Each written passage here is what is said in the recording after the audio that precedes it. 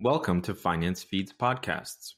FinanceFeeds is the world's premier interactive Forex industry news source, providing the latest insights and current affairs from within the online trading industry worldwide. Enjoy our latest podcast episode. Hi, everyone. Thanks for joining FinanceFeeds podcasts. My name is Nikolai Isaev. I'm editor-in-chief of FinanceFeeds.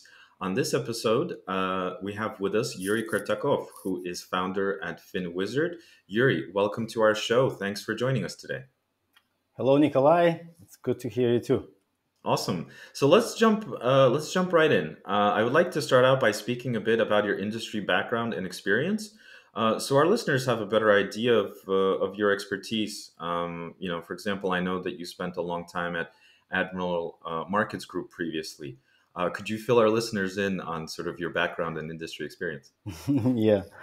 Well, I'd say my history begins with one of the co-founders of Admirals gifting me a CD disc with a MetaTrader 4 on it.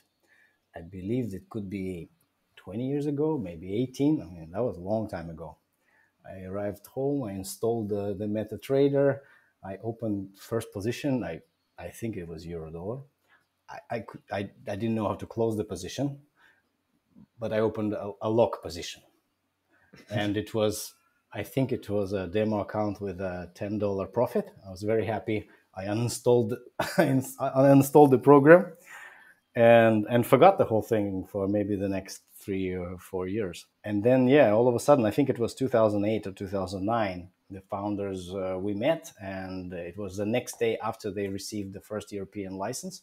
They invited me to join. And since then, it was maybe 10 years. Yeah, 10 years probably. I was active part of the management developing the company.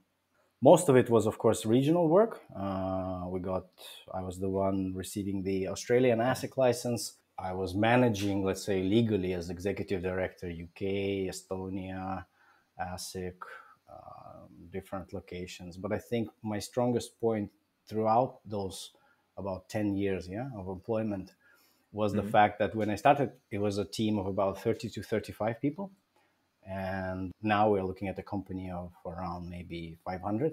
So, of course, I was the one mainly involved with recruiting. And so this kind of a background, my background is people's background. So both in regions and in financial centers. I see. Interesting. And can you tell us how the idea to launch FinWizard came about? I mean, I know our industry has historically had challenges when it comes to companies' hiring needs. Things like finding qualified candidates and so forth in sort of key regions around the globe. And considering, the experience that you just spoke about at your experience at Admirals, kind of how did FinWizard come about? Came pretty natural. That's basically what I did for almost 10 years. I mean, you can imagine we are talking about traveling to maybe 40 to 50 different countries, opening up different offices, lots of hiring, lots of interviews.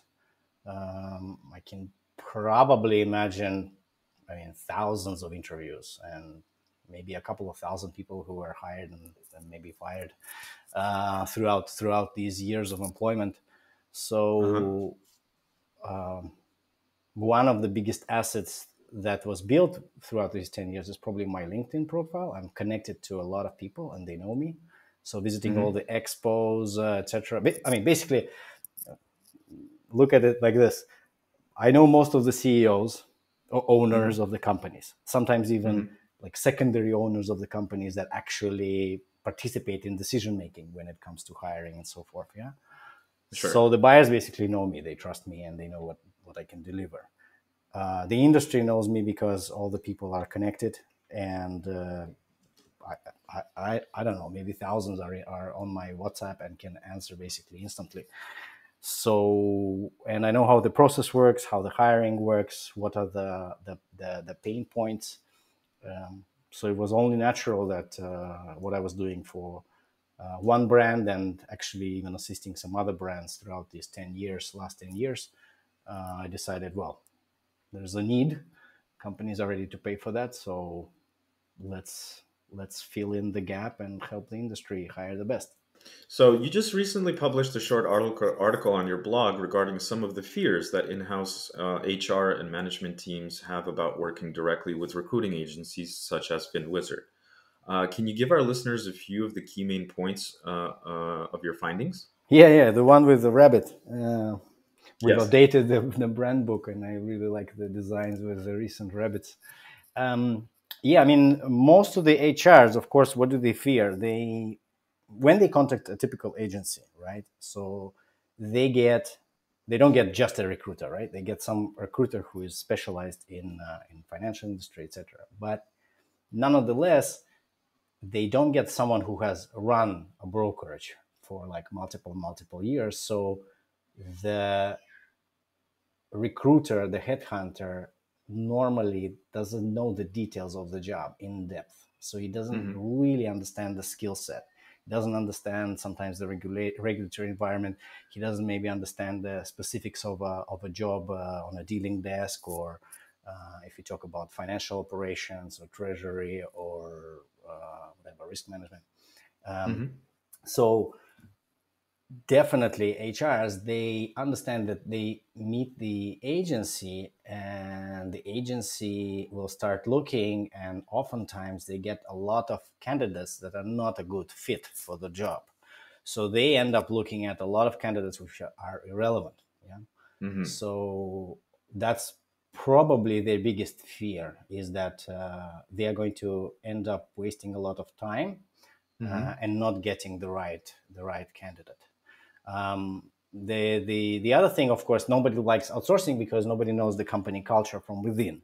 So certain team with certain nationalities could be, or certain history maybe even of rivalry between different brokers, competition or location. Brokers hire from brokers. Obviously, most of the companies have their own stop list, etc. Hmm. So many times, an external agency doesn't know that. Yeah? So, speaking about nationality, for example, every client I have, right, Yeah. will openly say that we are ready to hire anyone with any background, any religion, any set of beliefs, any skin color, whatever. Yeah, any place of Sure. birth. Hmm. Yeah, and that's right. That's what is in JD, right? But we know that that's not really how it works in the end. Why? Because we supply those candidates. Let's say you get 10, 15, whatever, and we see who gets hired. In the end, the company still hire someone who is already there. So, for example, if a company has a lot of employees which are, let's say, in Malaysia or with Indian background, so they will hire people of that culture. If the Understood. company comes more from Russian speaking background, yeah, they will hire from a Russian speaking background. I mean, literally, Hmm. you understand, Ukrainian companies now, they say we want Ukrainian stuff, yeah, because of the Yep. what's going on. So many times, of course, external agencies, they take it as granted and they just supply relevant candidates. But in the end, we know that, okay, that's not going to be a good fit. So this, of course, something else which they fear. One of the things is also confidentiality. Obviously, with clients, we sign NDAs, and when they hire for executive search, sometimes they can't search it directly, and the reason is because you may want to change your CFO or CMO, and he doesn't know it. Right. so And yeah, I understand. I understand. so in the end, you need to work with an agency just so that he doesn't find out, because the search for executive roles may take quite a while. Yeah, multiple steps, Hmm. multiple interviews. Um, you may end up actually not hiring anyone, and you stick to your existing CMO. Yeah, so it's better I see. for that person not to know that. So these are like some of the fears. Yeah, cost, of course, it's expensive. Is it expensive? Yes, it is expensive. Hmm. But It's normally it. everybody searches themselves, Hmm. and when they fail, that's when they come to me. I see. I'd say 90% of cases they search, broker search, they are not able to fill the role, and then they go for professional help. Hmm. And you mentioned that there is, well, one of the fears is lots of quantity, right, and very little quality. Let's say in terms of how qualified these candidates are, or how good of a fit they are, right? In terms of some of the fears, right, or some of the issues that HR teams may face when working directly with recruiting agencies. But wouldn't it be on the recruiting agency to filter out? Sort of filter out the candidates that they think would somehow not be a good fit, or is it really it's a volume game, in the sense that the more leads or just candidates in general there are, the better chance that someone might be picked as someone worthy of a few rounds of interviews and things like that. I mean, kind of who's responsible for filtering out? That's exactly the reason why some of the companies, they have some recruiters with whom they worked for years, and they kind of understand the industry and they stick to them. Yeah. Or let's say Hmm. they work with companies where recruiters come from like 10, 15 years of experience, like me, managing brokerages. So Hmm. exactly, because they look, if they, LinkedIn, right? If they post a job on LinkedIn, a job ad, have you posted the job on LinkedIn ever? They Hmm. give this free trial. Have you tried? Many years ago, yes. It's a very time consuming process. So what did you get? Nothing really, to be honest. You didn't get candidates? Well, I mean, we did, but again, the quality was subpar All right. at most. Okay. Yeah. Yeah. So that's exactly the thing. So if they put the JD on a LinkedIn, they'll probably get, any broker can get, hundreds, whatever, of candidates, and most of them will be completely irrelevant. Hmm. And of course, they join an agency which doesn't really know the industry. They will end up. I mean, let's use the example. Yeah, we recently been searching for a couple of people for different countries for trading anti-fraud role. Yeah, on the dealing desk. Where Uh-huh. now some of the experience. Actually, we were a second agency which was hired for this role, and they said, well, the first agency they hired, they gave us tons of anti-fraud candidates, but most of them were like finance anti-fraud. Duh, obvious. How does the agency search? They search using keywords. So they would say anti-fraud, AML. anti-fraud, and then they will end up basically in all of those payment system, anti-fraud, financial department type of experts. Now, Hmm. how do we take this role, for example? So immediately we understand this is a very specific role, and there could be like a lot of dealers who have somewhat experience with this role, yeah, but not maybe in depth, yeah. But in this case, both of the customers, they wanted a person with vast experience, who can basically build up the whole anti-fraud from scratch, yeah. Not someone who requires micromanagement, but someone with experience, 5 year, 10 year, something. So what we did is we set up from the very start two simple questions. I wouldn't be able to recall exactly the questions, but something like, please name the type of trading fraud that you know of. For example, Hmm. being done on MetaTrader 405. Yeah. And then the other question was, can you explain like a difficult case that you have, like you found a fraud and it was difficult, and tell us a story. Yeah. So by adding these filters immediately, what did we get? We got, of course, hundreds of whatever candidates, yeah, and many of them were not able to answer. Like some of them don't answer the questions, but those who do, once I look at the answer, I see that, well, the person has never done real like anti-fraud or risk management on the dealing desk. He hasn't done this role, and you also see immediately someone who is like, okay, he has all the keywords there: arbitrage, scalping, all the keywords are there. You're like, okay, yeah, that guy knows what he's talking about. And then the example may be completely off. Yeah, or actually you can have an answer from Chat GPT, and you're looking at it like, why are you posting such a broad thing? Like, we want your experience, we want your knowledge. So by Hmm. doing these specific questions, the customer gets not just the CV, but he also gets already the answers to these specific questions that relate to this specific role. Hmm. And in that sense, the number of candidates is greatly reduced. And I mean, that's how I work with my clients.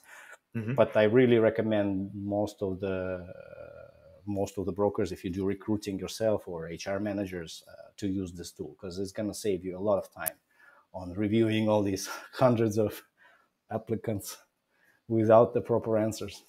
Hmm.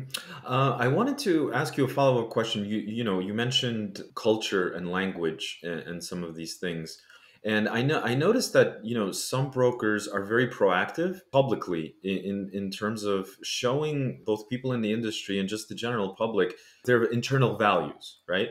The way they treat their employees, the values that they try to uphold within the workplace, the workplace sort of settings, right, in terms of flexibility of work hours, locations, any kind of sort of nice freebies like, I don't know, lunches or catered team building events.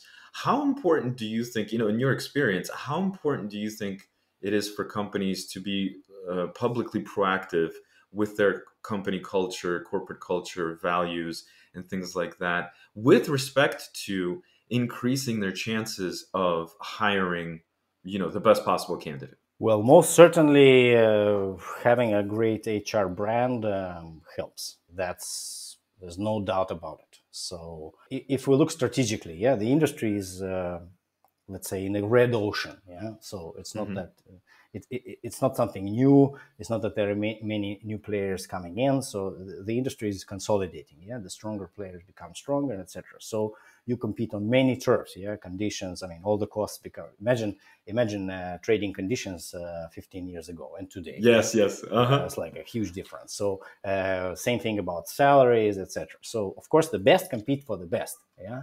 So if you build an awesome HR brand, then of course it makes the rest of the things easy. Yeah, you can have more junior recruiters doing the searches, doing the recruiting, which is cheaper than working with an agency, right? You have applicants, relevant applicants who see your team all the time, and they're like interested, like, oh, I'm not treated that well, in my company, or my company doesn't allow me to work from home, and I want to, or oh, my company doesn't allow me to work remotely, but this one does. So definitely, being public about your values as an employer helps a lot, a lot. It filters out, like it creates this road of people who are directly interested in joining that culture. Yeah. Hmm. You still Hmm. need to have all the filters. Yeah, you still need to Sure. do all your interviews, cross check references, etc. Because you might, people want the goodies, but can they do the job?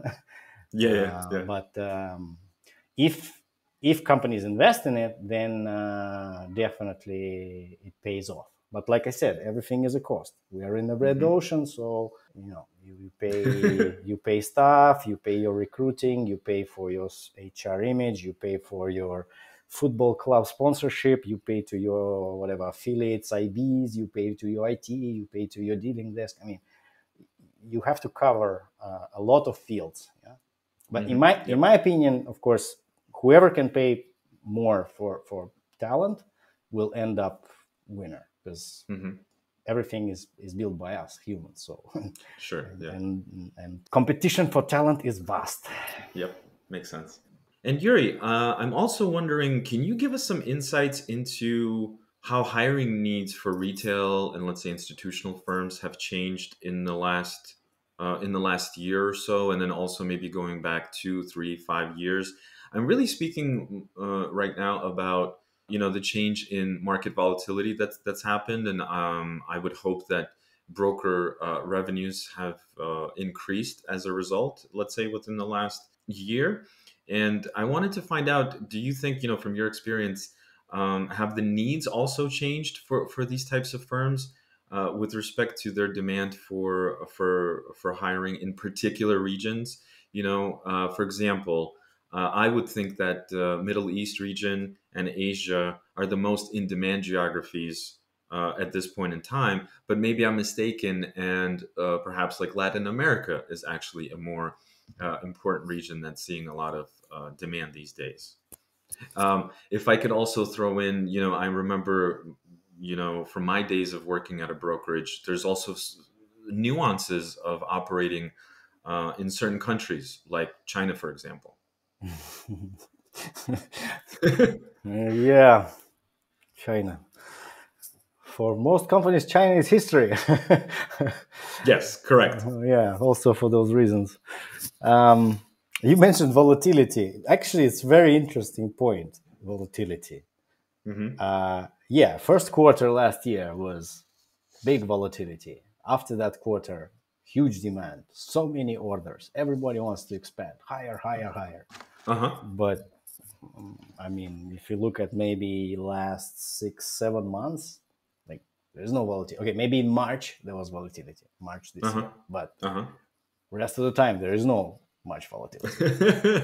We're And range bound. guess what? It's happening. I'm receiving a lot of people saying, "Hey, Yuri, I've been working there, and maybe you could introduce me. I've heard you're assisting, high quality experts finding a job in the industry." That's what I I get see. when it's low volatility. I see. I see. So, So it's the reverse demand. It's the reverse demand, yeah, right? Yes. yeah. So it's interesting that in that sense, this industry is a little bit different from a lot of other industries. Yeah, you have high volatility, immediately you get huge profits. I mean, most of the brokers will end up having a big book profit. So as soon as huge volatility comes in, you get your millions and millions and millions of profits, and you start. Oh, we need to expand. So yeah, as soon as volatility decreases, you're like, oh, okay, we have also these huge costs. Okay, we have to cut 30%, whatever. So yeah, it's so one company could be expanding heavily one year, and then just next year you are getting applicants from that company I understand. I looking understand. looking for jobs. I suppose that's the reality of the industry. Hmm. You asked about I guess the different MENA, regions, Asia, yeah, regions. MENA, Asia. I mean, there was also, for example, there was also Brexit that happened a few years ago. Maybe Hmm. that had an impact.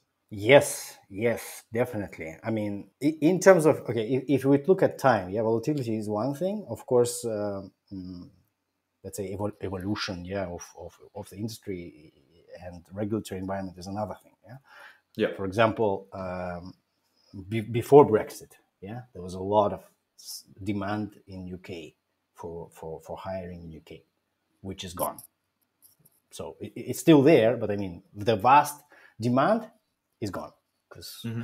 before everybody wanted to be in UK for reputation reasons and to cover rest of the Europe, especially of course capital which originated outside of European Union, such as MENA, Asia, etc. Yeah, with owners coming from there.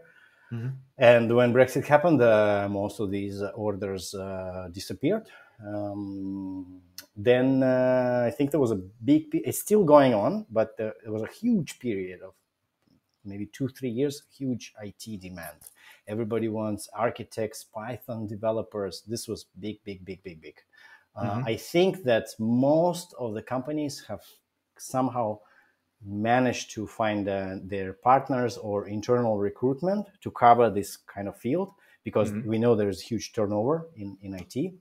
Uh-huh. Companies compete a lot on this sector, but that was big thing because everybody was going agile. Everybody was going, okay, we have to have product owner for this feature, product owner for that feature. Every product owner must have a developer, a designer, a front-end developer, back-end developer, tester, et cetera, et cetera, et cetera. Market research expert and so forth. Hmm. So that was in huge demand because everybody was building apps, their websites, their whatever copy trading platforms, or just integrating with the web, some other platforms, and so on. So that was huge. Now it's not that big, or maybe it's as big. It's just that probably I'm more focused on executive search, but the typical front end, back end developer is still there and always up. Hmm. You can see it on the portals. Right now, I mean, for me, it's a lot of C-level execs. Yeah, so companies become bigger. You know, shareholders who were managing the company, sometimes they still manage the company today, but Hmm. oftentimes, of course, they want to. I mean, they made their millions, in some cases, hundreds of millions, right? So they need to have some of the time off to enjoy the capital they built over the last, Hmm. 10, 15 years. And of course, they'd like to have C-level executives who they can trust, who they can put on executive board or supervisory board. Depends on the type of search. But yeah, for me, this is probably now definitely in demand. And regional, yeah, regional too. Asia is big. MENA is big, lots of hiring there. Africa, everybody's going to Africa. You can I see in see. some regions there's no new licensing. In Hmm. some areas it's still unregulated, but nonetheless, brokers are going there. Hmm. And they want to have experts either in their financial centers, so let's say Cyprus, UK, or whatever their headquarters is, yeah, or on site, yeah, Hmm. with the sales offices, either telesales teams or marketing teams, or maybe one office which can cover the region. For example, in South Africa, a lot of companies are opening up. We've seen Nigeria, right? We've seen Hmm. Kenya, Hmm. lots of activities from there too. So Latam, not so much. Maybe it's not so much for me, but I think it's not so much for most brokers. It's a little bit. Latam is a different market. Yeah, I've been managing in Admirals Latam as well for some time. Uh-huh. So there was. I mean, we worked with six or seven different countries in Latin America. So culturally, is a little bit different. Not every broker is ready for that. I Is see. ready for investing and for sticking to those markets. Yeah, I mean, Hmm. okay, one time there was an order. I can't tell you who who it was, but the order was like, okay, we want the Latam, the head of Latam, and so we got into depth of discussion of the job description, and we ended up with the company doesn't understand from which country or culture background or which physical location they want that manager. I mean, Latam is not just one kind of Latam. Yes, of course. Actually, every country It's it different. has is different. It has completely different cultural background, and like I mean, in my field, if I help to hire someone, right, uh, and the person, for example, does not deliver, because in this case we're looking at someone commercial. Yeah, he needs to bring commercial success either through IBs or with some direct marketing or with some sales. So if I deliver this person, I understand that with this mystical Latam, he's not going to deliver anything, because if he goes to let's say IBs in whatever Argentina, yeah, they're going to say, okay, do you have the local payment systems? Do you have the, like, I mean, you need to have all the local tools for a country, not all countries. It doesn't exist. Hmm. So you need to understand its culture. You need to understand specifics of their currency exchange. Yeah. Sure. You need to understand branding, positioning for that particular market, and also regulatory environment there. And so I understand that if I deliver such a LATAM manager, he's not going to be able to close direct sales or IB sales. So I will end up being in depth to supply a replacement, yeah, for I this see. person, and I see. and eventually that would be difficult. But moreover, imagine I make a briefing with my team of recruiters, and I tell them, okay, find me a Latam manager, and they ask me, okay, so which country do we filter?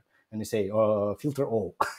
So it's going to be, I mean, I when they understand. Yeah. search, yeah, they also search for keywords, country of origin, or let's say history, background, working in some departments or some companies. I mean, so when they start looking for candidates, if the search is so broad, we can't really help. Yeah, we can't really Hmm. help. We need to. Uh, so for Latam, I would say a lot of companies are not ready yet for this market, and maybe even the market is not as big as interesting for the countries, for the companies to explore. Hmm. Maybe I except see. for Brazil. Brazil, I suppose, has definitely become. big for quite a few brokers now. Hmm. Great. Thanks for your insights. I know we touched upon this already in a previous question and answer, but I wanted to kind of return to it.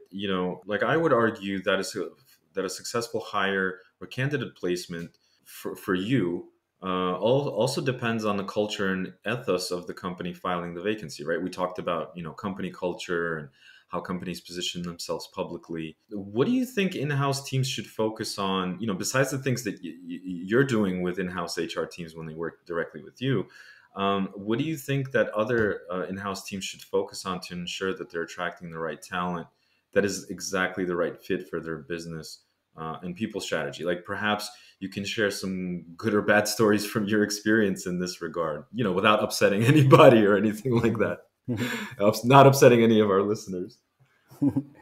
Well, I believe that you just need to do multiple interviews. I mean, you need to get to know the person better. If we talk about C-level executive, you should meet in person, maybe several times. You meet in their comfort zone. You invite the person to meet in your comfort zone. Yeah, Hmm. you meet not just in some formal settings, but you meet over dinner, maybe even having a drink, yeah, or do some activity together. Yeah, you mean when you talk about, especially when you talk about C-level hires, I mean, the more you interact, the more you spend time with the person, the more likely it will be a good fit. Yeah. Yeah. Of course, it's not. Let's say, how can that happens maybe at a later stage. Yeah, that happens when some candidate goes through maybe a recruiter, then head of HR, and then gets to talk to, let's say, CEO. Yeah, when Hmm. gets to meet the CEO. So for initial stages, of course, for HRs, it's kind of similar. Yeah, maybe they just add small talk, become a bit friends. I mean, most of the HRs are pretty good at it. So Sure. most Well, of my clients, when they have HRs, they are pretty good at breaking the ice sure. and Well, getting to know the person. yeah. Maybe you can share some examples of, in-house executive recruiting, success stories, or do you think that most companies really end up working with agencies like yours? Well, executive recruiting is not that easy to set up because I mean, who can seriously do in our industry executive recruiting? I mean, I must give credit to Yelena Krutova because I mean she definitely built a fantastic recruitment department which was fabulous. Yeah, but Hmm. it doesn't happen overnight. I mean, when let's say when we have a work together with Exness, normally my recruiters are saying, "Oh my God, it's scorched earth. We are going and looking for candidates," and they all tell us, "Yeah, we've already spoken to Exness. We've been at the yeah, I've been to yeah, I've already applied, and they told me no." Or like, "Oh yeah, I'm at the second interview." I'm like, "My God, how is that possible?" Like, I ended up accepting the fact that they can do the job in house better than I can do the job for them. So I accept that. Hats off. I mean, they are fantastic. But it was not built. You see, it was not built overnight. I mean, you have to have the recruiters, yeah, but it's not enough. You need to have a good HR software, probably in-house HR software, which handles well, let's say forget about for now HR software which handles the employed candidates, but you need to have a proper ATS, right? What is called an applicant tracking system. So you have Hmm. incoming CVs which gets looked at, different people commented, and all of it in one system, one software. You save all your comments, notes in that software, right? You I mean, when you start doing that, yeah, how do every recruiter populates this database, it becomes an asset. Yeah, it populates it every month, bit by bit by bit by bit by bit by bit. And so eventually you end up with having everybody in the industry in your ATS with the comments of recruiters, multiple interviews, and all of it stored. All of this Hmm. is history. So the further you go, month by month and year by year, you create this amazing asset with all your contacts, relationships, notes, etc., etc., etc. So yeah, they managed to do great. So definitely, I think do they use Greenhouse? I think no. It's one of the most sophisticated softwares for. I wouldn't Hmm. recommend it for smaller companies, but for bigger companies, I mean, Greenhouse is really really good. Uh-huh. So yeah, that's probably a very one of those successful cases. The other one is, of course, people who make connections. I mean, you make connections. This means that you know a lot of people, and when you are searching for someone and you know spread the word and say, hey, I'm looking for such and Hmm. such person, yeah. Hmm. And I'm sure you're Nikolai. If you would look for someone, right, Yeah. you shoot the word. So many people are friends with you in LinkedIn or Facebook, and immediately you will get tons of references. Or say, Michael Greenberg, for example, he also has a lot of relationships with a lot of people. Hmm. So for him, but it takes time. You need to build these relationships. So let's say owners of the companies or CEOs or HRs, which visit the expos, talk to different, speak, meet, participate in interview, and keep that in their database. It could be maybe you don't use the ATS. Maybe you just add people in LinkedIn. Maybe that's Hmm. it. You just Hmm. have them as friends. That's Hmm. already a good start. How you can later on find the right talent in house. You had Elena from your boss also at one Oh of yeah, as a your guest. Yeah. podcasts, right? Yeah, as a guest. Yeah. Yep. Hmm. Yes, yes. So, for example, it's another cool example. How do you build up relationship? Elena organized with your boss this event. Oh my God, what was the name? Um, Dealers Connect, I believe, is the name. So, Hmm. Dealers Connect is the name of the event, which I think they organize once a year or so in Cyprus. And in this meeting, they are able to chat in informal atmosphere, have a drink, eat, talk about some of their new features on the platform, but they also meet not they meet all of their clients, right? So all of the dealers who end up using their software are there. Hmm. But they are building up this relationship. So the next time they want some expert working for your burst, they shoot out to the same community, and this community will help them find the necessary candidate. So relationships, community building are, I think, the keys. Hmm. Great. Awesome. Well, Yuri, I wanted to also ask you about compensation packages. Mm. A big story here in the West or in the United States, and certainly in particular places in Europe. Rising cost of living, inflation has been a big factor for people. I'm wondering if companies that operate in these regions have reacted to these sort of economic and social changes. Are they improving compensation packages? And if they are we speaking about, a bump or raise in base salary, or let's say supplemental compensation like bonus targets? I think that maybe equity stakes these days are not something that candidates could maybe look forward to. But kind of, what's your impression of what's going on with the actual compensation package? Yeah, you're right. Equity stake is not really something that today candidates are expecting, Hmm. and the owners of the brokerage are giving. And there's a reason for that. Yeah, the industry is mature. So when do you talk about equity? In something new. When you have something new, some new startup, yeah, you don't have the money, so you invite all the talent and you promise them mountains of gold if we succeed. If we succeed and we go for IPO in whatever 10, 15 years, etc. But in this industry, it has consolidated. What are we looking about? We're looking at maybe 200, 250 reasonable size brokers who operate in, so to say, forex, CFD, crypto trading with leverage type of. Plus, of course, all the companies who are doing institutional and service platforms, etc., who support these brokers technically or legally, etc., etc., or HR wise. Yeah, my company. So basically, equity, yeah, doesn't.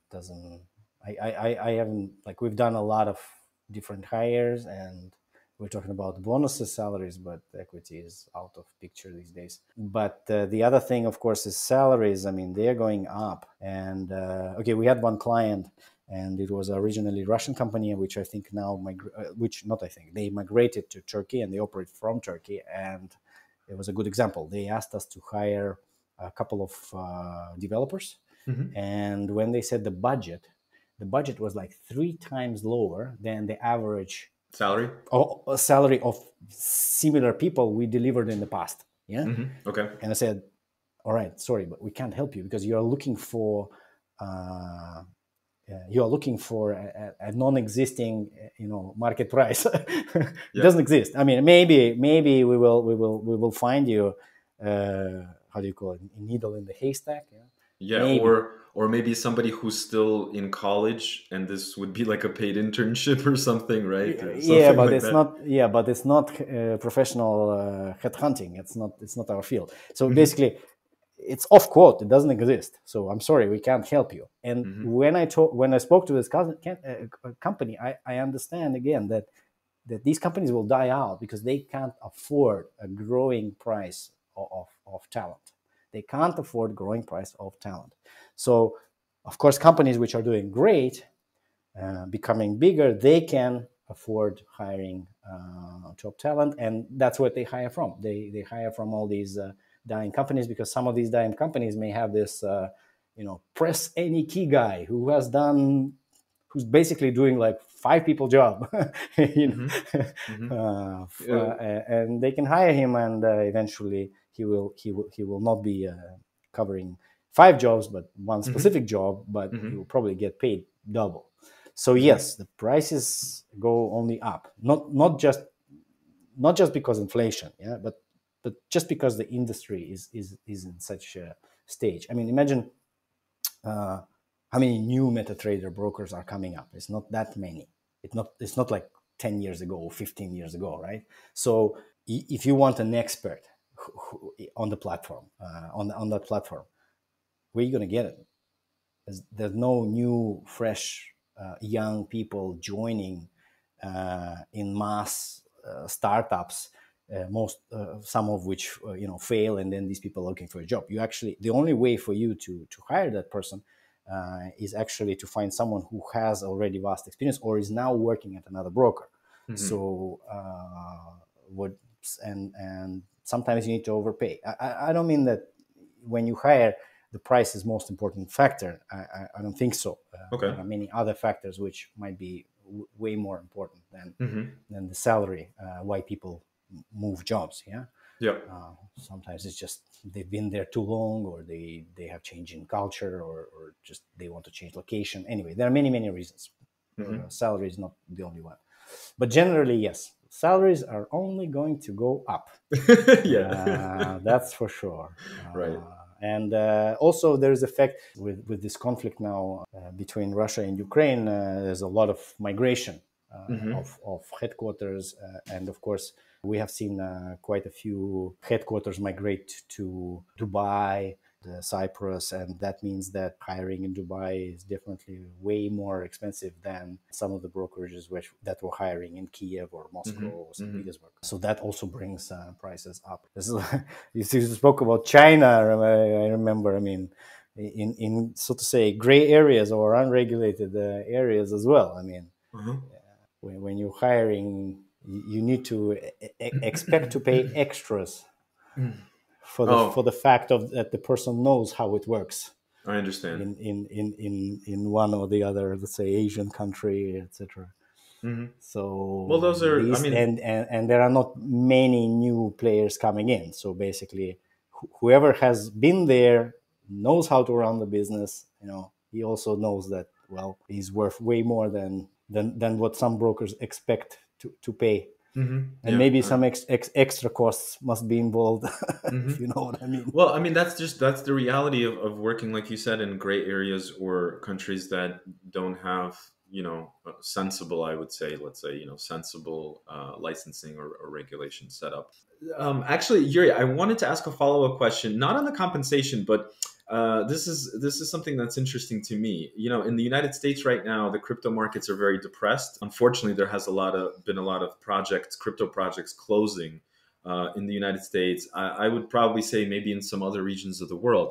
Are you seeing an influx of candidates from the crypto space because crypto is a little bit similar to the traditional fiat markets there are industry caters to? Meaning, these candidates are now sort of free floating and they don't know what they're going to do.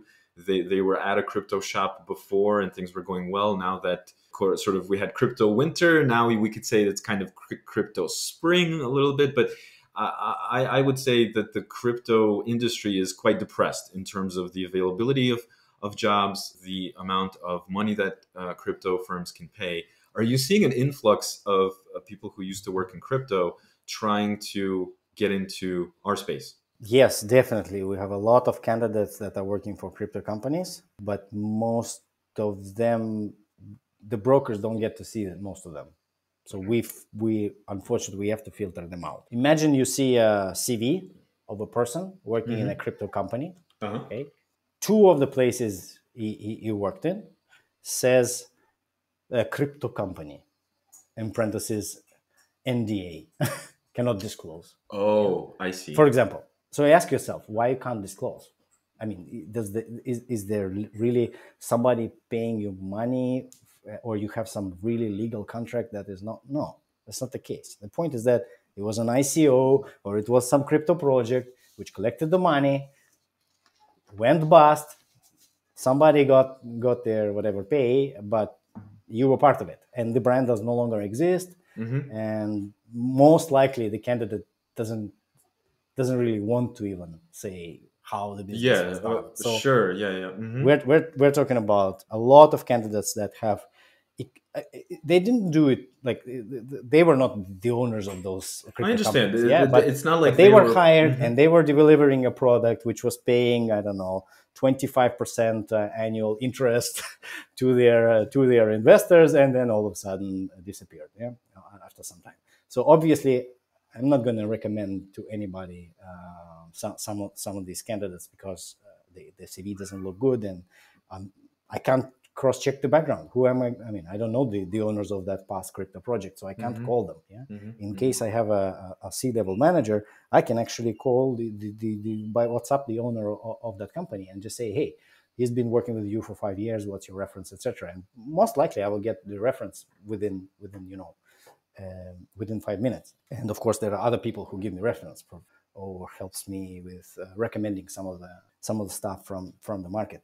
So in case of these crypto companies, this doesn't exist. Yeah, and we're talking about people, and we're talking about my reputation too, right? So if Of I course. recommend someone, I need to be sure that this is a crystal clear, great person. And so that's one thing, and we see a lot of it. Yeah.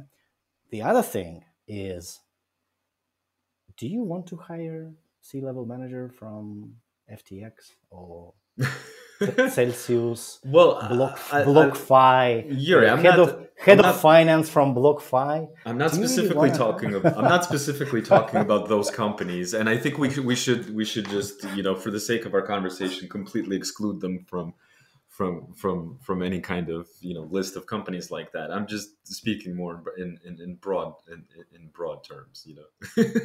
But these people are available now. They don't have a job, right? The companies Sure. went bankrupt. Yeah, they are chapter, what do you call it in US, chapter 11, 11. right? Yeah. So I mean, yes, but again, if I do you, it's also about superstition. Yeah, you want to hire people from success stories. You don't want to hire people from bankruptcy stories. So it's natural. Yeah. And in the end, okay, if it's some junior developer, that's fine. But if it's a manager or C-level manager, this means that he was part of it. Yeah, he was part of this unsuccessful story. Why do you want because he learned on the mistakes? Okay, maybe, but do you have other candidates? Typically, that's what we would hear. Right. Makes sense. Well, I wanted to finish up our conversation by asking you about your life outside of work, because I think, people's personal passions are important for you to know when you are assisting companies and, recruiting and helping place people in companies. But I wanted to know kind of what drives Yuri. I know family life keeps you busy, as we just saw. What drives you in terms of your hobbies, interests, passions? Yeah, well, of course, the fact that in this industry I'm very flexible with time, Hmm. and I can work from anywhere. This allows me, of course, to travel, to enjoy, to schedule my sports. For example, I love playing competitive men's doubles badminton. Hmm. So this is my, so to say, indoor sport. When the weather is bad, Yeah. I play competitive men's doubles badminton, go to tournaments, etc. If you're my friends on Facebook, you can probably see tons of photos, me playing or sometimes winning. Yay! um, so that's my indoor sport, and my outdoor sport is beach volleyball. So when the weather is good, and today in Estonia the weather is fantastic. It's 27 degrees. So as soon as we finish up, Yeah, let's I need finish to up. check. Yep. I need to check if my kids are ready and packed, and we go to the beach. Maybe I have a game. Oh, nice, nice. So I love to play beach volleyball, and I actually I train with Estonian national youngsters. So there is a coach. He can't give me coaching, but he said, "All right, you can sometimes come when we train the kids." And we're talking about 13-year-old kids who play better than me. Uh-huh. Some of them are taller than me already. At like age 14, it's like you're thinking. I'm not very tall. I'm like 170. Hmm. So I can't do it competitively, but I like it because you can play outside on the beach, and it's nice. So I enjoy that. And my kids already, I think my grandma, sorry, grandma, their grandma just called yesterday, and she says, "You know what? Your daughter, she was watching TV, and she says, 'Hey, grandma, this is volleyball.'" And she's like, "Wow, how did she know that?" No wonder. She sees daddy play volleyball on the beach a lot of times while she's coming along. So yes, I mean, this is for me, it's like a perfect mix. Yeah, I can deal with business with remotely, having online conversations and meetings like we have one today, Hmm. and then mix in, of course, being there with my kids because I work from home, or when I travel, I work from wherever is home my family is. Yep. So, and plus do the sport. So it's like very good work life balance for me. My wife thinks I work too much, but I think it's good balance. Great. Awesome. Well, Yuri, thanks for taking the time to speak with us today and giving us lots of valuable insights on, your work with FinWizard and, HR hiring needs and all kinds of other great insights. We wish you the best of luck and hope to see you soon. And have a great rest of your day. Enjoy the beach if you do end up going today, and enjoy your summer. Thank you very much. It was great talking to you, Nikolai. Best of luck. I heard you are going to the exhibition in Bangkok. Bangkok Yes. now, and so have a good trip. Thank you. Enjoy great weather and tom yum, one of my favorite soups. Thanks. All right, cheers. Have a Have a good one. great Bye day. bye. Thanks for listening to our latest Finance Feeds podcast episode. For sponsorship opportunities or to become a guest, please email us at info@financefeeds.com.